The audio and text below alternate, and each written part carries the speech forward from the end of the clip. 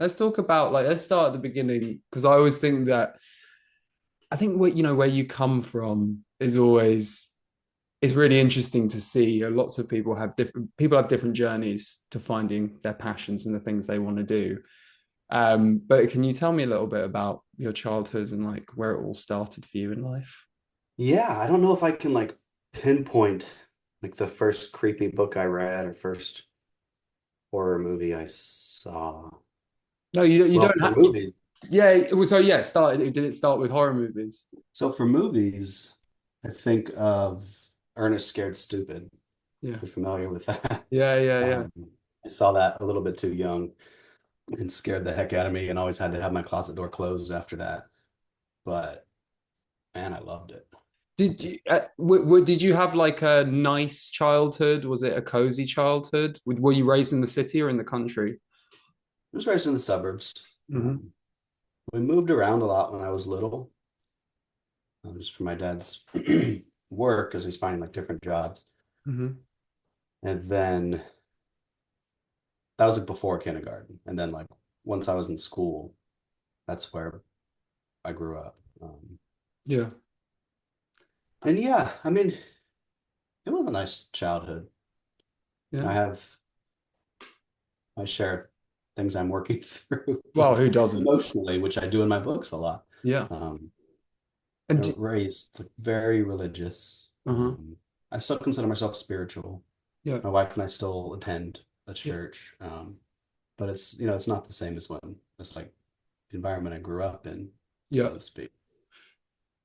Yeah. So would you say, because obviously a lot of people use reading, watching movies as a way of kind of going into your imagination, escaping, and obviously writing as well is, do you think that you maybe, used some of those things to kind of, I guess, if you grow up in quite a religious, if you have a religious upbringing, it can be quite rule based and quite prescriptive. So did you feel like you read and that stuff as a way of escaping from those kind of things? Yeah, yeah. I mean, I think I especially like as a kid, I had to deal with a lot of like making sure I was living up to all the standards, all the rules. And yeah, so I think that stories became a way for me to escape. Um, Yeah. and so reading, watching TV, whatever, but also like daydreaming stories Mm. to the point that I was, telling myself stories. Like my first story ideas were things that I was daydreaming. Yeah. And then I guess it was first grade. There was some push by the county, the school, public school system, or something like that to encourage kids to write. That they just like wouldn't correct what we wrote. Everything had this like draft stamp on it. So we wrote all the time. Wow. Um, and like I wrote all this, what I guess today we call like fan fiction of Spider-Man and Superman and Sonic the Hedgehog. Yeah. Um, and so yeah, I wrote all the time and we would write these stories and then I do it at home too sometimes. And so yeah, I was definitely like when I'd be stressed out about life, not that I could have told you that then, but No. I would be lost in a Mm. book, lost in a story I was writing, lost in a video game. Did you get kind of free reign then to kind of read whatever you wanted? Almost. Yeah, so my mom was into Stephen King when I was younger. Um, but my dad did not like horror. Hmm. And to some degree, he would push against us even, reading or watching it. Um, I was limited in like how many Goosebumps books I could check out from the library as a kid, Yeah, yeah, yeah. which just meant that like when we went to the library, I would stand there and read one, and then I would check out a different one. Yeah, yeah, yeah. Um, I know that's so funny. Do you think that the fact that maybe there was this slight pushback that maybe in some ways it made you want to check it out more, you know? I don't know. Yeah. I've thought about that before. I've been asked that before. Um, Probably because I mean, part of it is like the forbidden, right? And Yeah. part of the draw of horror is the forbidden. And so, in my particular household, my dad is just like uncomfortable with it. Then I'm curious. I'm like, well, okay, what is this? Why? Like, Yeah. Okay, yeah, no, because I mean, I grew up in not religious households, but I would say definitely a kind of more of a quite a prescriptive household, at least something where restrictions were imposed. And I think that definitely, I asked you the question because I think for me, I definitely was drawn towards the things that I wasn't allowed to, kind of, I guess, enjoy. I wasn't allowed to kind of partake in popular culture in the same way that everyone else was, and I certainly Oh, wasn't allowed access to to horror. And but I think that's quite interesting. That's that idea about the forbidden and the unknown, and I guess all of those things that. I mean, maybe you can give me your take as someone who is spiritual, like because writing horror and writing about the forbidden and the unknown, and obviously these are things that are grappled with in religion, and obviously as a spiritual person, I mean the unknown, that's what it's all about, really. And how has your kind of spiritual journey, I guess, and this exploration of the unknown and forbidden in horror, kind of how do they work together for you? wow, that's an interesting question. Yeah, I've maybe if it's too, thought you about that take your before. time. Yeah. I mean, so my mind jumps a little bit to like Stephen King. I read a ton of Stephen King at one point, and I really liked how it was horrific, but then he always had good fighting back, usually good winning with Stephen Mm, King, not always, but no. specifically you think about like It, and then you have the turtle, or just all throughout the Dark Tower series, they keep getting guided by like fate, which is inherently good in the Dark Tower universe. Yeah. And so I like that idea. Like I feel like I took that, that what's taught in Christian Sunday school, and that like the the guider of the universe is inherently good. Yeah. And it's I don't know, and like in horror where the good guys win at least, Yeah. or the Stephen King brand horror that I was really into while I was thinking about these things. Um, the guider of the universe is inherently good, and these stories show us that. Yeah. And you kind of get in horror the possibility that the bad guys will win because it's Mm, horror. That happens a lot. Um, so there's actually stakes. It's actually a story about good versus evil, as opposed to a lot of other genres where we know the good guys will win because that has to happen in that genre. mm. It's not a story about good versus evil. It's a, No, a I know you mean. listing of tropes. I mean that Yeah. I'm making that harsher than I mean to, but No, no, no. But it's interesting because I'd say that a lot of people have a perception of horror that goodness is not actually a big part of it. People think of horror and they think of that it's actually about the pain and the bad and the evil. Like that's the kind of driving force. So it must be quite interesting, because you're coming at it from, which I agree with completely, that for me it is, it's horror is about empathy, it's about goodness, it's about wanting to root for humanity. Um, yes. and as a writer, you've basically kind of built a career yourself. Like, I mean, and obviously all writers do, but did you start from being self-published? Yes. Yeah. And are you still self-published? Yeah. Yeah. All my novels and novellas are self-published. And I have and short fiction. and so with this, obviously, would you be able to tell people that do you find it easy to talk to people, say people that you know from when you were younger and all this, and go, I write horror books and I self-publish? Like, is that something that's like you feel, open and comfortable doing? Yeah. Um, once in a while I catch up with somebody that I don't actually know that well, then, Yeah. they might raise their eyebrows and not understand what horror is, or they just think of, you know, slashers or something. Yeah. Jump scares. What's that? Yeah, jump scares, slashers, gore, Yeah. Which is which is in like, there.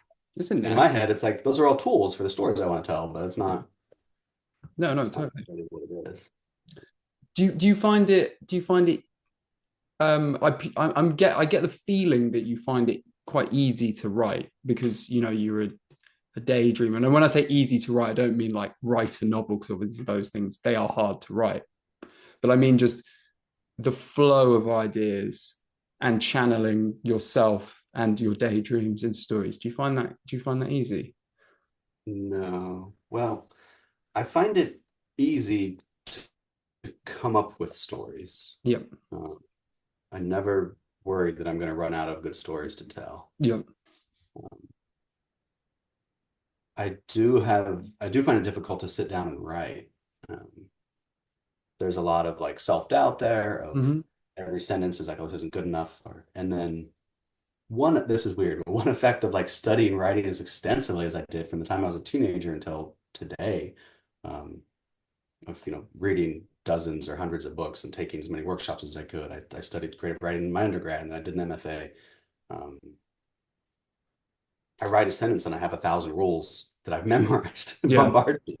And so it can be stressful if I sit in that. And Mm. so I've been um, focused a lot in the last couple of years on like mindfulness and meditation Mm. and staying in the moment. Yeah. So when I write, I can actually let it come out. So I don't find it easy, but I don't think it's a well, I don't think it's the most common reason of like what happens next. It's just Mm. persistent self-doubt Yeah. as I draft. So because it sounds like then it can be quite an anxious process for you. Like, you're saying that you kind of doubt yourself, which is, I think a lot of people who read your books and really love your books would be surprised to hear that you doubt because they love your books. And it's like, I have to say, reading your books, they are effortless reads. So it's kind of like I can totally see where this discipline has come from. And I can also, though, see, Miles Davis said the thing where it's like you learn all the theory and then you kind of have to forget it. Like Yeah. you can't flow from the source with all the rules. On the surface, to everyone, it looks like, you know what you're doing. You're a great writer, but obviously you've got this side of yourself, which is, you're kind of anxious that it's not going to be good enough, which people find hard to believe. So it has been quite hard to get to a point, or being in the process of getting to a point where you can kind of let go of those fears. Yeah, it is hard. I mean, I think the quote about Miles Davis is like exactly what I've kind of Mm. work on is to like, okay, I have all this knowledge about structure Yeah. and sentence to sentence stuff and emotions and sensory stuff. And so I just want to like get into the zone and that stuff's all in my head and it'll work out. Um, but yeah, no, there's anxiety while I write for sure. And I'm thinking about it now. I'm like, well, what's my anxiety? In the moment, am I like, people aren't going to like this? Hmm. And sometimes it's just straight up like almost just stressful of like Mm. oh, well, I used that word in the last sentence. Oh, well, that's too many of these. That's too Yeah. much alliteration right now. Like, or maybe it's not enough alliteration. And then Yeah. just this constant like, I got to make everything perfect. And not perfect. Just like I want this book, I want this story, I want this moment in the story to evoke like the Yeah. exact emotion I'm going for. And it's a lot to think about at once. Oh, it is. And So also it's such, and books are long. I mean, the uh-huh. process of writing a book, it takes a long time for a start, but there's a lot of words in it, and there's a lot of points at which you can doubt and go, is that clear enough? Am I getting my point across? So I think it's totally understandable, that you would kind of come up against those things. But what about, let's say, considering there are lots of people who really love your books, like, do you sweat people not liking your what you've written? When you're thinking, I've used that word too much. Is it in the back of your mind the 1 or 2 star reviews? Is that what's driving that, or is that just your quest for kind of a perfection? Um, so the 1 or 2 star reviews don't bother me usually because sometimes I'll get consistent bad reviews about something. Like in my book, I found a circus tent that was behind my house. I got a lot of people pointing out that the main character kept thinking to himself, "Oh no, my son's going to be traumatized." And so because so many people pointed that out that he thought that explicitly, they were right. I was like, oh no. Mm. I wanted to continue reminding people of that, but I should have done it differently. I should have done it more organically Mm. without him explicitly stating it. And then that I would have been able to evoke that in the reader without them noticing it. Yep. And so that's something that I tried to do in my next book. Um, so when there's something like that, that there's consistency on in bad reviews Mm. or negative parts of reviews, then it's like, I don't know, if somebody called me out on it in public, maybe it'd be embarrassing, but like it's helpful. It's like, oh, good. Oh, I I want to see agree. this. That can be better. And when it's somebody who leaves a bad review, that people that it's not a consistent thing, Mm. or they're just so detached from the type of work that I like to do, Yeah. then it's just like, oh, whatever. There's no accounting for taste.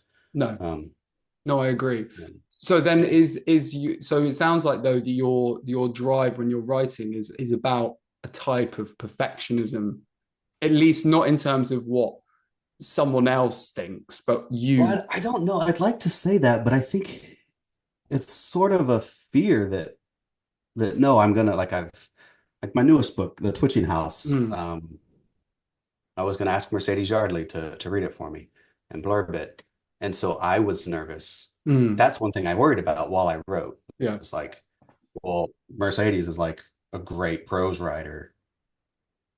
This isn't gonna be like she's gonna say thanks, but no thanks. I can't blurb this, and I'm gonna Mm. be embarrassed. Um, so I think maybe it's not. It is worrying about other people, but it's maybe mostly just made up in my head of fears for the future. But that's that. I mean, that's the nature of anxiety, isn't it? I mean, at the end of the day, it's not. It's all completely in your head.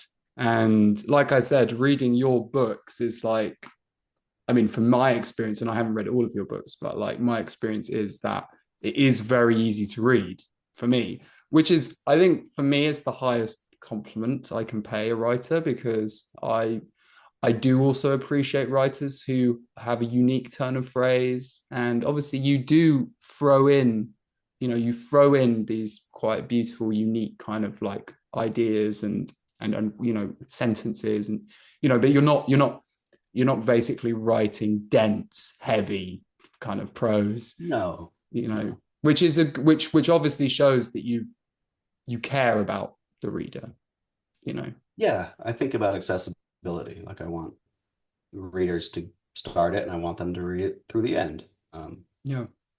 so Yeah. so before I went full time with my books, I worked in internet marketing for 12 years. Uh-huh. And I wrote sales letter scripts or sales video scripts and sales letters and things like that. So I Yeah. had this like constant like education and career of don't let the reader look away, don't let the reader look Yeah. away.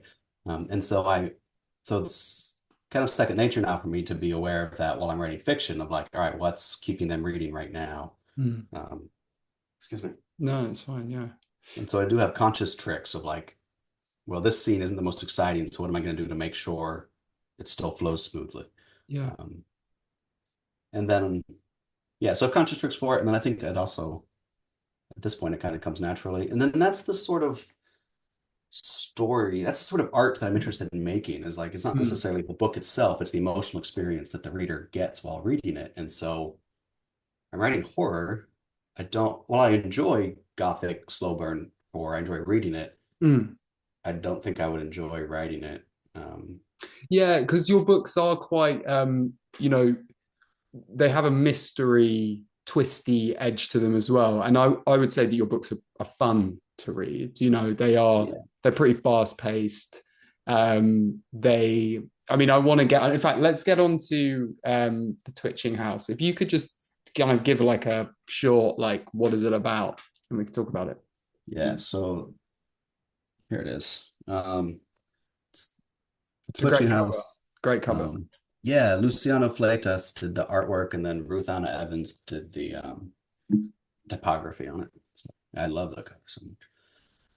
So the Twitching House is a haunted house story that's from the point of view of the mice living in the walls.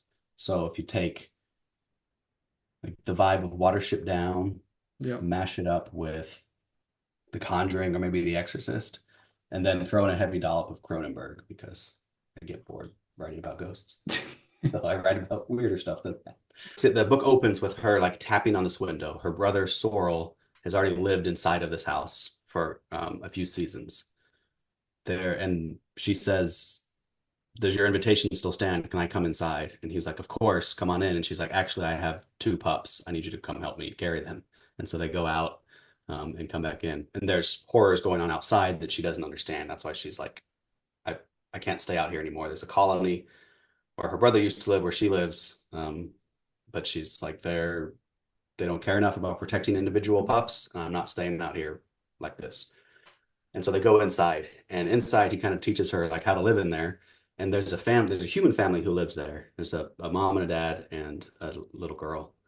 And um, the only names we learn for them are the ones that Sorrel has given them Yeah. because of based on what he sees of them. Like the dad he calls Rumble because mice don't hear low sounds very well. They feel them more than hear them. Yeah. And so he calls him Rumble because when he talks, he just feels a rumble. Of course, they don't understand English. They're mice. So, but they are intelligent, not as much as like Secret of Nim. They're not like human intelligent, but I tried to go for the level of Watership Down. Yeah. Um, and so sorry, I lost my train of thought. No, no, no. So Um, yeah, yeah. So they're observing the humans, you know, yeah, and they're in the walls. yeah, the mice are living in the walls. They're raiding the Yeah. breakfast cereal and stuff for breakfast and or for food. And and they quickly discover that there's a haunting going on. Because obviously humans have like a kind of, if you're writing a book from the point of view of humans about a haunting, it's like we have, humans have so many references for ghosts. So it's like, you kind of know, if I was being haunted now, I kind of would go, oh, I know about ghosts, I'm being haunted. Do the mice know what a ghost is? Or do they know, or do they, No, so are they observing the humans being kind of haunted and they're like, that's just their frame of reference. They don't know what's going on. It's creepy. no, they see the haunting and don't even realize what it is at first. Yeah. Don't realize that this person should not be here, that the humans aren't actually, the family isn't actually even seeing Yeah. um, this person. It takes them a while to notice that. But then there are other aspects of the haunting. Um, there are other animals involved in like why in the backstory of the haunting. There are other animals involved and their ghosts sort of are also lingering around. And so that's what they engage with at first um, before they start kind of piecing together, oh, this is what's going on. Oh, this is targeting this little girl that Sorrel, the brother who's already lived there, is like really attached to. And so Yeah. and then they say, okay, we've got to interfere if we can. This is it's really interesting. Like what so like just in broad terms, the themes of this book, like writing from the point of view of animals is obviously really interesting and fresh and fun. But are there kind of bigger themes as well about the world that are in Yeah. here? So I watched a couple of documentaries about mice.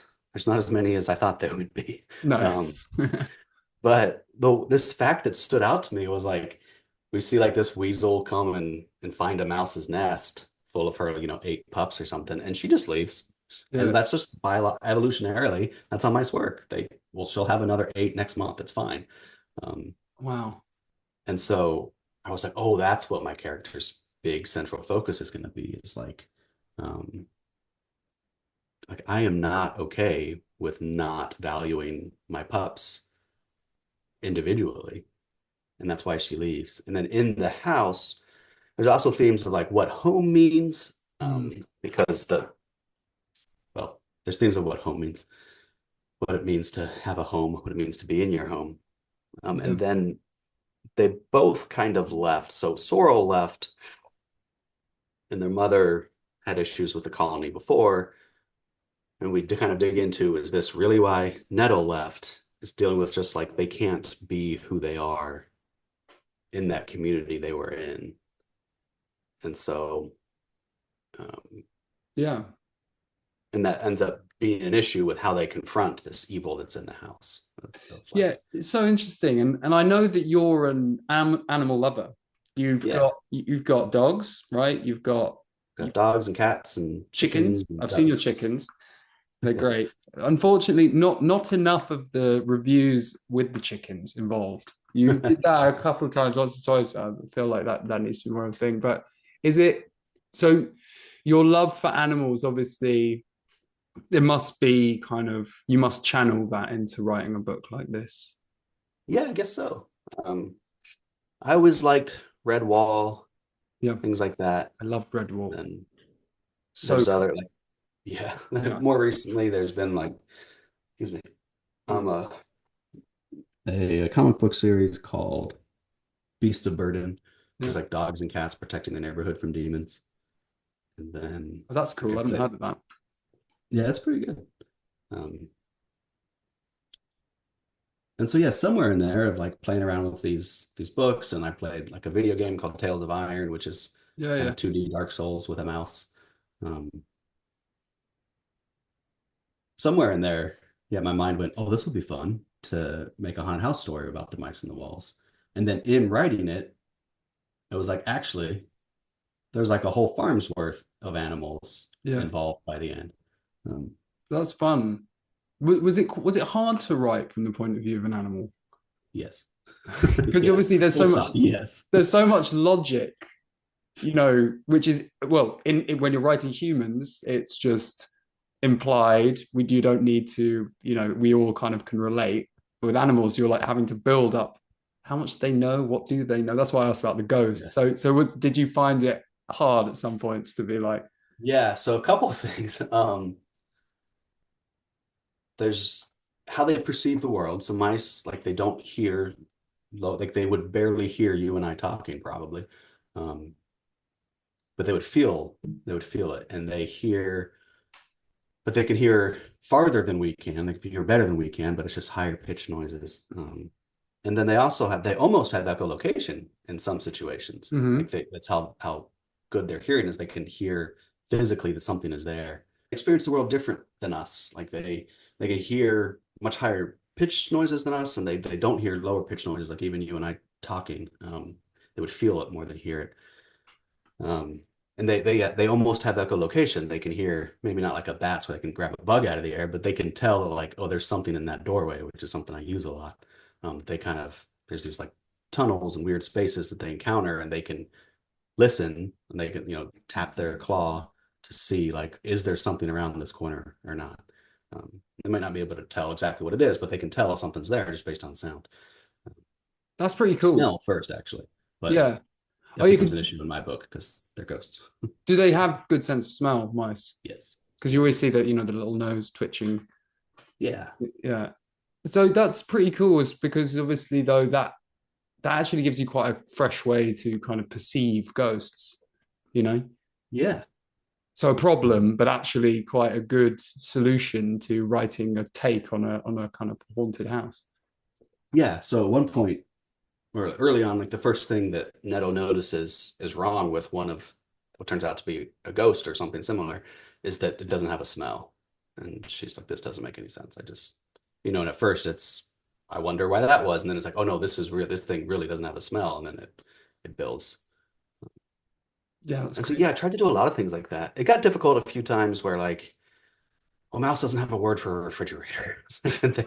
And they're climbing over the refrigerator. And that in an early draft, I was like the big silver box. And then I finally was just like, you know what? Sorrel has been there the better part of a year. He's made up words for it. I just have like a throwaway line of Sorrel pointed around at things and told her what he'd been calling. It's a great I mean, I remember watching Watership Down when I was young, like a child, and being absolutely freaked out. It's actually quite gory, or the movie Watership Down. Yeah, I'm not sure I've seen the Oh, movie. I you think need, so about the you've read book mostly. the book. You've read the book, Yeah, obviously. it's one of my favorite books. Yeah. The movie is gory as hell for like a kids movie. Yeah, I mean, I've You've seen the got references to it online you've about. got like rabbit's eyes hanging out. It's like and it's like in these warrens, underground. And obviously you've read the book, so but it's like it's very claustrophobic. And so I think that's really interesting. And I want to kind of like relate the twitching house to, because I would say with a lot of your books, there is, there's quite a lot of, I would say it's like relates almost like to childhood in some ways. Like there's something Yeah, quite kind of magical, realism, or kind of playful about the ideas that you have. And obviously, like mice living in the walls. It's like there's something quite cute about it, superficially. And obviously, there's this dark stuff going on. It's a haunted house stuff. Like, is that a theme, relating to your work in this book? yeah.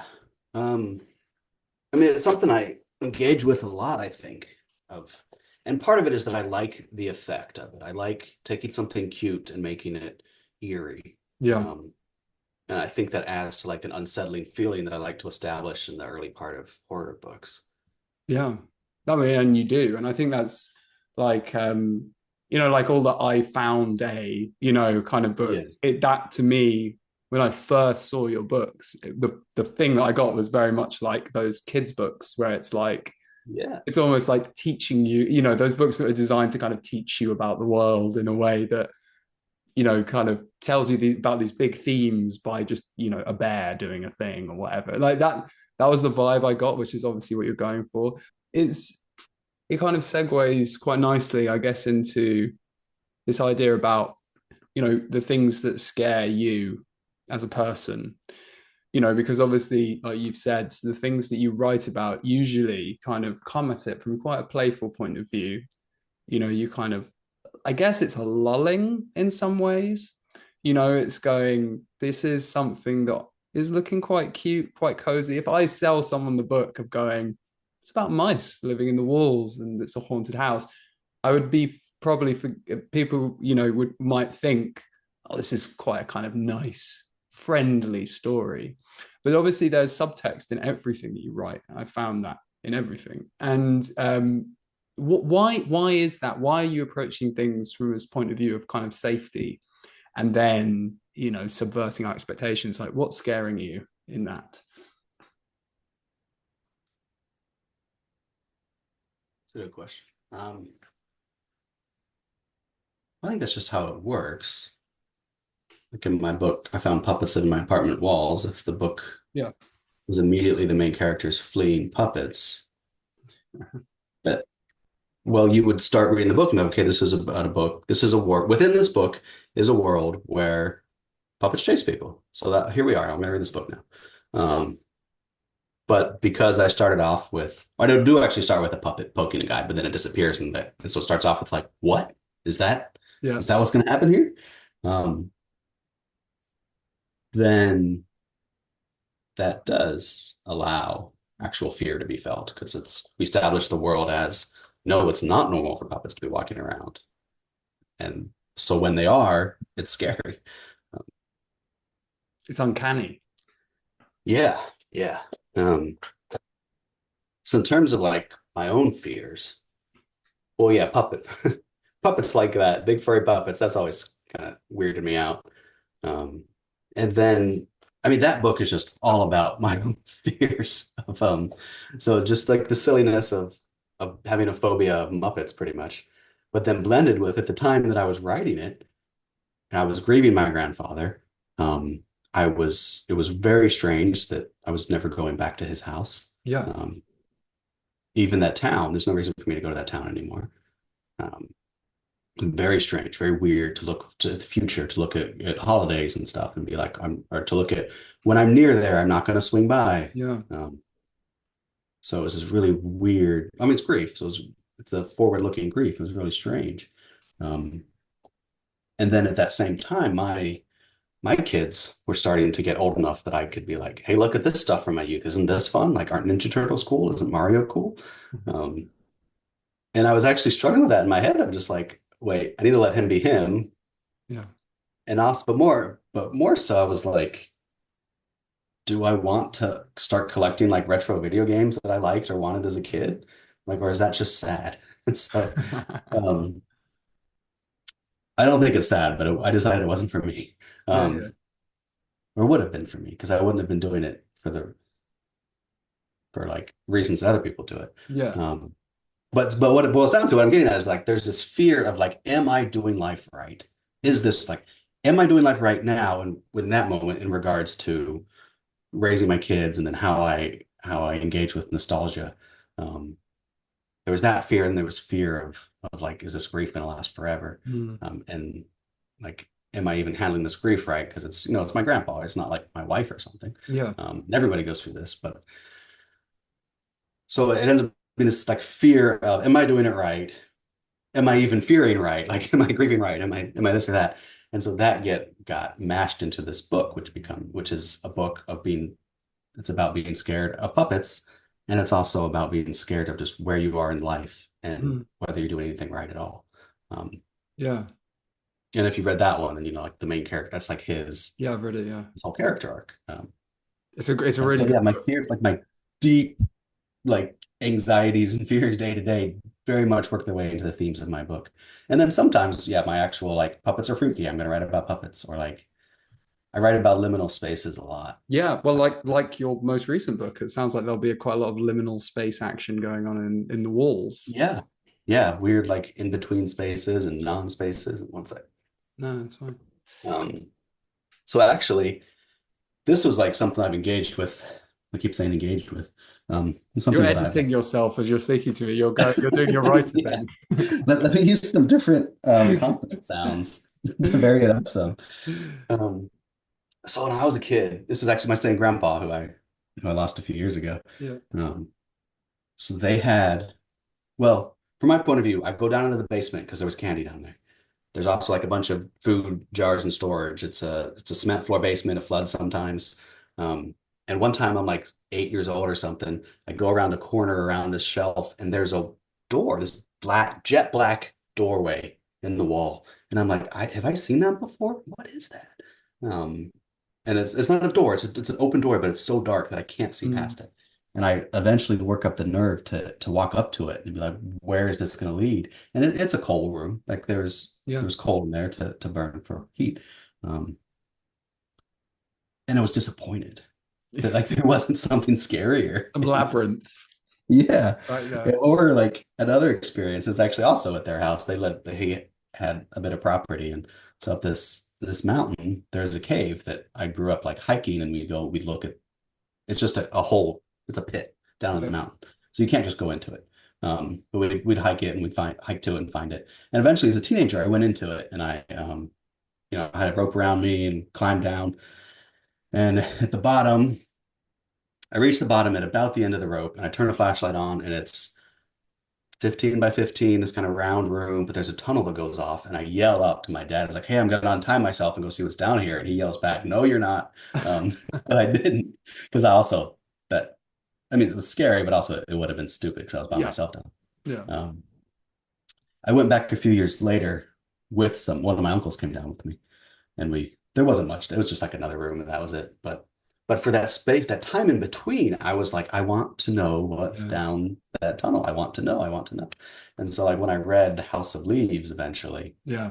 um, I empathized. It scared me so bad because I was like, I would need to know what is down these ashy infinite hallways. I get it. I would be down there exploring.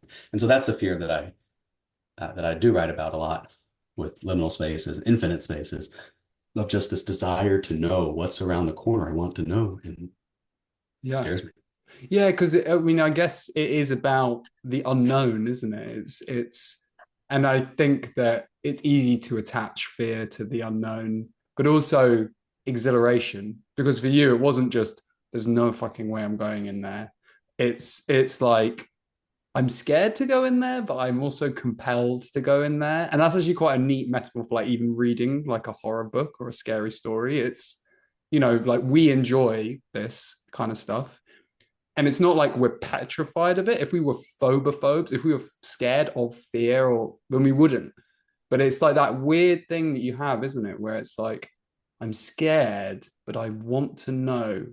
And it's brave, but it's not like brave in like a heroic, huge sense, but it's curiosity.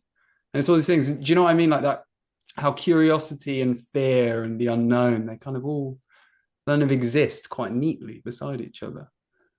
Yeah, I feel like so much of the wonder that we get in life is, well, no, what I mean to say is I feel like there is very little actual wonder Mm, in life outside of fiction.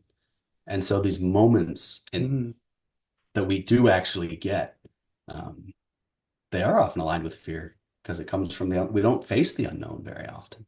no. Well, and you're talking about grief, and and that's obviously, we all face it. We all face the loss of loved ones, and that seems before it happens, it's an incredibly unknowable. Obviously, you can imagine what it might be like, but the reality of it is usually pretty different and a huge process that changes and morphs into something else and comes and goes. And I Mhm. think that that's also, in the way that like you kind of like found this room, the blank space almost, and you go in and it's just a room. It's like your imagination of what it is actually different, and it may be more compelling in some ways than the mundanity of what a lot of these things are. You know, I mean, I don't know what your experience was like. I presume your grandfather died a few years ago. You said, like, I presume your process of grieving has obviously changed. You know, Yeah. and Um, more manageable now. yeah. Yeah. I mean, it went, it was just it was a very confusing process the whole time because, I only saw him a few times a year.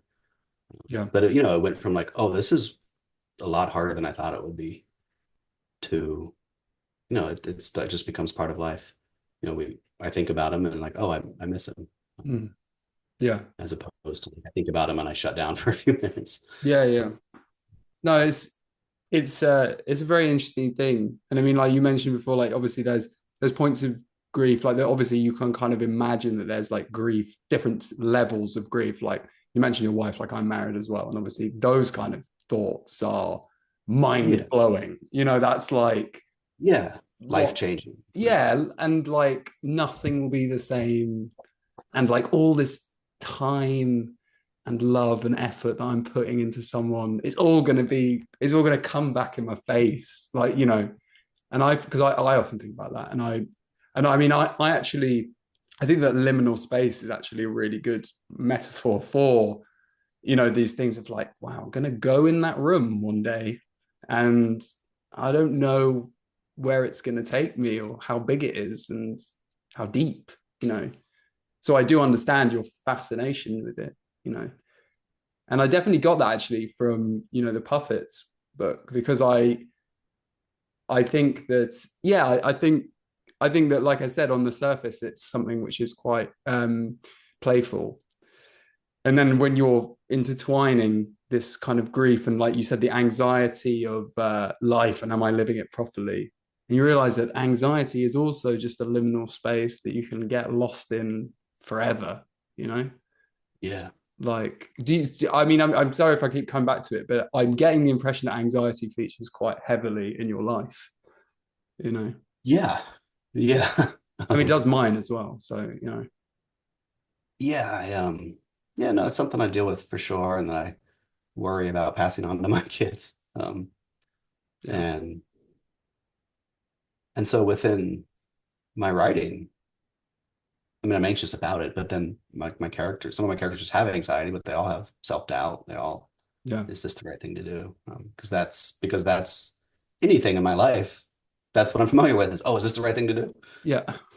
Well, it's very handy to have in a horror scenario because one of my favorite thing about horror books and movies and stuff is, that feeling of like, why are you doing that? Like it's from me as the reader or the viewer saying to the character, Mhm. why would you go in there? Like what? But you want them to at the same time.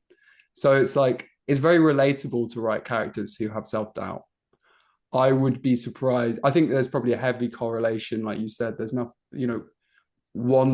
fiction is probably the place where there's most wonder in the world. Everything's pretty kind of feels pretty, Yeah. So it's like when you're writing, are you conscious ever of the fact that you're kind of providing a service to people that can relate to emotions? You mentioned having emotions is quite a strong driver in your writing, but you were like conscious that people are reading with it and kind of relating to it and it's helping them. Yeah. Yeah, I've got a review or a message or something about one of my books. Um, there was one from I found puppets that was they said something about helping them with grief. There's another one about I found Christmas lights slithering up my street, Yeah. which the theme and character arc of that is this kid who's lost his sister last Christmas and his parents are ignoring him Yeah. because they're grieving. And his character arc is like learning to assert that he still exists. And I had somebody, I don't remember if it was a message or a review, but say that like they realized they were doing that. They didn't say to who, but they Mm. realized they were doing that and that like it helped them, hopefully helped them stop. Um, Yeah. and it And that must feel good Yeah. because Yeah, I that's, mean, I think yeah, Stephen King did that for me. Like my mom lost a baby right after me. I mean, next after me, she lost a baby. yeah, And then like independently of that, um, she used to read Stephen King and then she said she got tired of like the children's death. So she stopped reading horror mostly. yeah, But then I remembered her once saying she didn't like, or she had trouble reading it because how sad it was that Bill's parents were ignoring him after Georgie died. And it kind of clicked in my head that it was like, oh, mm, like yeah, I was like, when did that come out? When was I a kid? Like, yeah, all right. So she had that like reminder from Stephen King, like, hey, your two kids are still here. And I mm, think it helped. I think it helped me be um, a little bit better adjusted than I could have been because while she was grieving, she had the reminder that I still exist. And so to see that same thing mm. that I've noticed and I'm grateful for be attributed to me in my book is pretty cool. Yeah, exactly. And that's the power of writing. And I think that that's what I mean. I think that that kind of level of depth and like the talking and exploring the human condition in a real and authentic way is that's the real skill. I mean, there's so many books that are fun, but the reason why I love horror and even something because obviously I consider Stephen King a horror, but like it's like it gives you that like your work it gives you the framework, it gives you the tropes, it gives you the structure, it gives you the fun thrills, but it can also deliver the kind of truths that people don't really talk about very much, the taboos. Because obviously, what your family went through, your mum went through, incredibly difficult to process. Yeah. And it's so understandable that someone would just want to go, I don't want to think about that anymore, you know. But through reading fiction, you can kind of access it, um, Yeah. and that is amazing. So so with this with that kind of experience of thinking that like when even when you're writing when you've written this book, this most recent book, The Twitching House, like is it in your mind like when you're writing like you're writing about themes and you're going that this really is meaningful, it's hard but it's meaningful. Yeah. Yeah. I do. Yeah, it's hard, but it's important to me. Like it's hard, but it's important to me to say this, to say Yeah, what I'm saying in this book. And like the medium is an entertaining horror book. yeah, The important part that pushes me through the anxiety sometimes is is commenting on the human condition, is saying, oh hey, remember when you're grieving that that other people still exist, mm, or sometimes it's not a lesson like puppets, it's just like this sucks. yeah, Like this part of life is hard. yeah, Um no it does, yeah, yeah, those comments on, like you said, like commenting on the human condition is, yeah, that's the most important part to me of writing. yeah. No, and it's you kind of, for me, I mean, it's I think with books, I'm going to differentiate between horror movies and horror books. I think with horror books, it's harder to write a horror book that doesn't at some point deal with the human condition because obviously there's just depth in words and characters that you kind of have to do to fill out a book. But in horror movies, I definitely notice when I think a horror movie is bad, is when it is surface and when it doesn't deal with those kind of things. And I think that I think it's really important. I think, you must find it pretty therapeutic then to kind of write in that way and Yeah, not shy away from those difficult feelings in yourself. it is. It is. I mean, I think every book I write is like my belief about the human condition or society or whatever in that moment that I write the book. And so, yeah, to be able to kind of like mentally work through it and get it into words Yeah. is very therapeutic.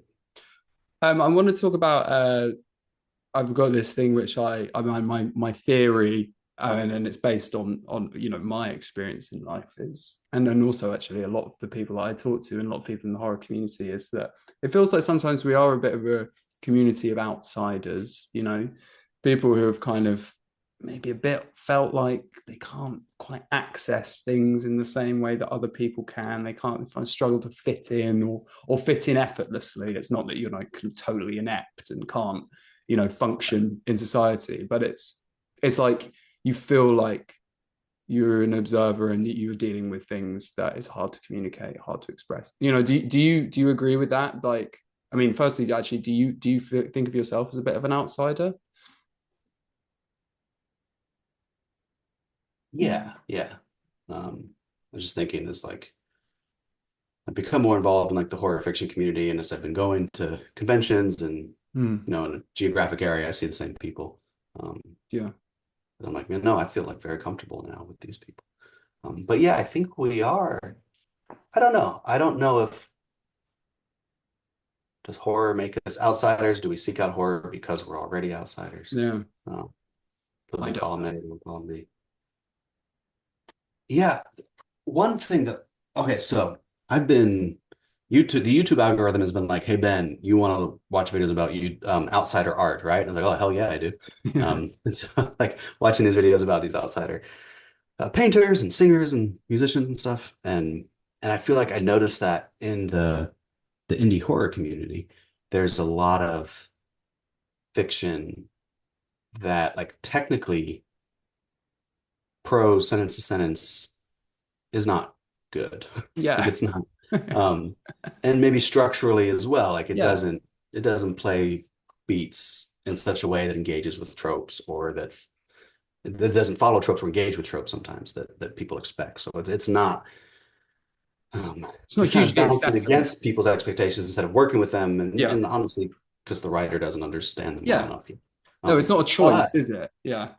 but it is this outsider art that some of these ideas that get thrown around, and whether that's like, extreme horror that's just like, look how shocking we can be, or whether it's sort of the weirder stuff that I do, or cosmic horror in that direction, Yeah. or other weird things like you get this outsider art that is a rejection of like mainstream horror. For a while there, all the horror books being published were kind of like slow burn A24 type stuff. Yeah. Um, and that, not that there's anything wrong with that, it's just that was all that was coming out of the Yeah. mainstream. Um, and so, yeah, I think we do embrace the outsider feel, especially in the indie horror community. And there's actually, would you agree, this sense of, I don't mean love with a capital L, but like there is a kind of like connection in there and like a kind of respect and acceptance that is quite rare. Yeah, I agree 100%. Like within the community, I think we're all so aware of like people have difficulties and like and in our community people are more open about them, I feel like, and so we're used to that, and Yeah. it usually leads to like more acceptance and more compassion, Yeah. which I think is a beautiful thing. It is. And just to like, just you mentioned like extreme horror, and I think that's quite a good example of it because, extreme horror often doesn't care particularly about plot. It doesn't also particularly care about a nice metaphor or a good turn of phrase. It's usually just brutal, like, you cut, this is what it is, stare at it, feel the terror. And Yeah, that's an example, I think, of something where people would judge it very quickly. Anyone outside of our community would probably look at it and go, that is possibly illegal, you know. And obviously, I don't know about you, do you have a feeling with, do you understand with the extreme horror, like you just talked about compassion, that how there are some people who read that stuff because it helps them. Like, do you buy that? Is that something that you are on board with? yes, there are some people who read that who it helps them, and I think some people who write it also is like a way of dealing with trauma. I am one of the people who raises my eyebrow a bit at the community. I Yeah, mean, how why? many days has it been now since an extreme horror writer was outed as being a terrible Oh well, of abuser? course. Like, Of course. but that's worse than I don't need it that bad. But I think I have the predilection or the tendency to judge that like extreme like child abusing stories.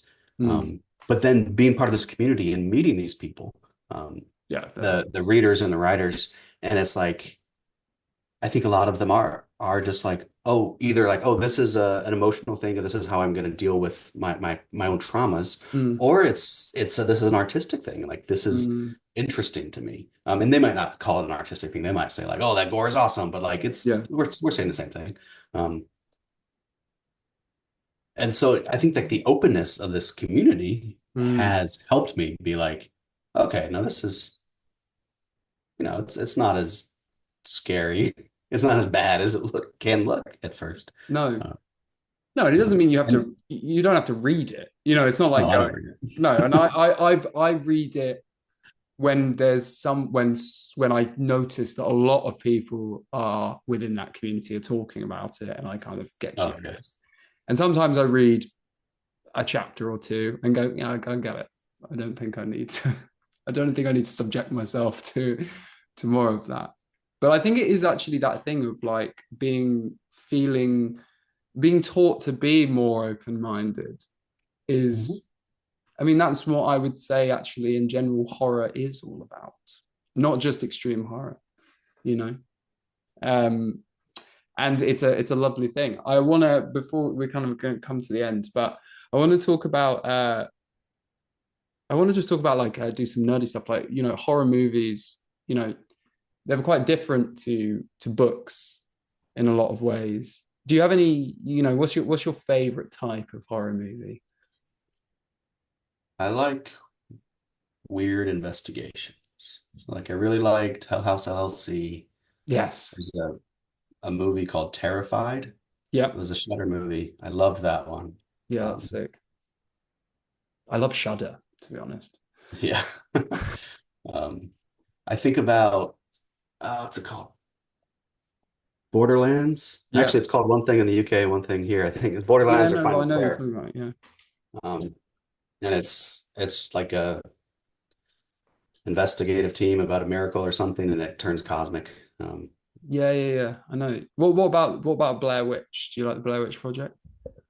Yeah, I even liked the crappy sequel from a few years Oh, ago, did you? 2 years ago. It wasn't good, but that's the type of movie that I like. I'm like, oh my gosh, what's going on? Let's go figure it out. Yeah. Well, again, it's that kind of almost like that kind of like, the theme that's run through our conversation and your work, which is that kind of childlike, let's Yeah, go on an adventure. And then, that's exactly what it is. Yeah, uh, it's wonder. I want to feel wonder. I want to feel excited about discovering something.